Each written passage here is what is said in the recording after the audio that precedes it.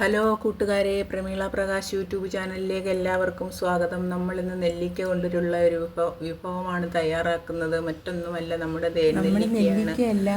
തേൻനെല്ലിക്ക തയ്യാറാക്കാനായിട്ട് നെല്ലിക്ക നമ്മൾ ചെമ്പിൽ വെച്ച് ആവി കയറ്റിയെടുക്കണം.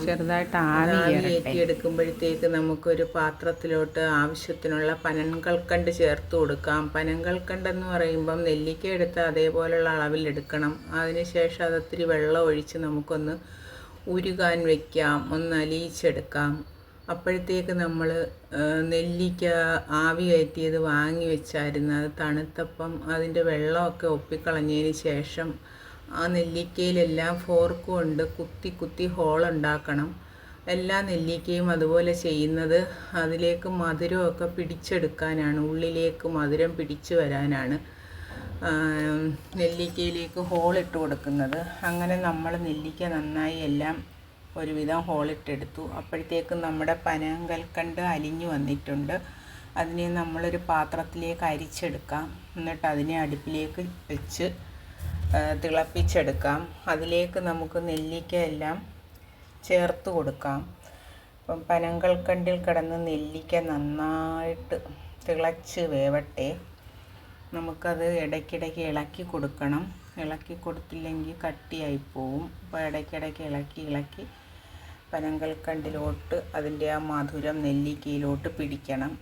അതിൻ്റെ ഇടയിൽ നമുക്ക് ഒരു ശകലം ഏലക്കയും ഗ്രാമ്പും കൂടെ പൊടിച്ചതും കൂടെ അതിലോട്ട് ചേർത്ത് കൊടുക്കാം. ഇത് ചേർത്ത് കൊടുത്തില്ലെങ്കിലും കുഴപ്പമൊന്നുമില്ല, ഞാനിങ്ങനെ ചേർത്ത് കൊടുത്തതാണ്. പിന്നീട് നമുക്കിത് തിളച്ച് കുറുകി വരുന്നത് വരെ ഇളക്കി കൊടുക്കാം. നമ്മളിങ്ങനെ തേൻനെല്ലിക്കയൊക്കെ വയനാട്ടിൽ നിന്നൊക്കെ കൊണ്ടുവന്ന് കഴിച്ചിട്ടുണ്ട്. വീട്ടിലുണ്ടാക്കി കഴിക്കുന്നത് ആദ്യമായിട്ടാണ്. അപ്പോൾ അത് കണ്ട നല്ല കുറുകി നന്നായിട്ട് വന്നിട്ടുണ്ട്. ഈ ഒരു പാകമാണ് തേൻനെല്ലിക്കയുടെ പാകം.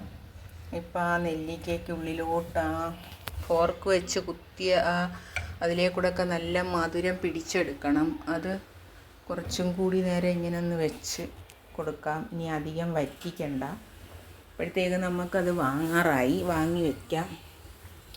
വാങ്ങി വെച്ച് നന്നായി തണുത്തതിന് ശേഷം അതിലേക്ക് ഇത്തിരി തേനും കൂടി ചേർത്ത് കൊടുക്കണം. കാരണം നമ്മൾ തേൻ നെല്ലിക്കയെന്നല്ലേ പറയുന്നത്, അപ്പോൾ തേനിൻ്റെ ഒരു രുചിയും കൂടെ വരണ്ടേ. അപ്പോഴത് നന്നായി തണുത്തിട്ടേ തേൻ ചേർക്കാവൂ. കാരണം തേൻ ചൂടോടുകൂടി ഉപയോഗിക്കാൻ പാടില്ല. അതുകൊണ്ട് തണുത്തതിന് ശേഷം തേനും ചേർത്ത് ഇളക്കിയിട്ട് ഒരു ഗ്ലാസിൻ്റെ ഭരണിയിലേക്ക് അത് ചേർത്ത് കൊടുക്കണം. എന്നിട്ടത് നന്നായി അടച്ചു വയ്ക്കണം. ഈ നെല്ലിക്ക 2-3 ദിവസമൊക്കെ പുറത്ത് വെച്ചിട്ട് കൂടുതൽ ദിവസം വെച്ച് ഉപയോഗിക്കുന്നെങ്കിൽ ഫ്രിഡ്ജിൽ തന്നെ സൂക്ഷിക്കണം. അപ്പം നമ്മൾ ഇന്ന് നല്ല ഹെൽത്തി ആയിട്ടുള്ള ഒരു നെല്ലിക്ക വിഭവം തയ്യാറാക്കിയിരിക്കുകയാണ്. Tata bye.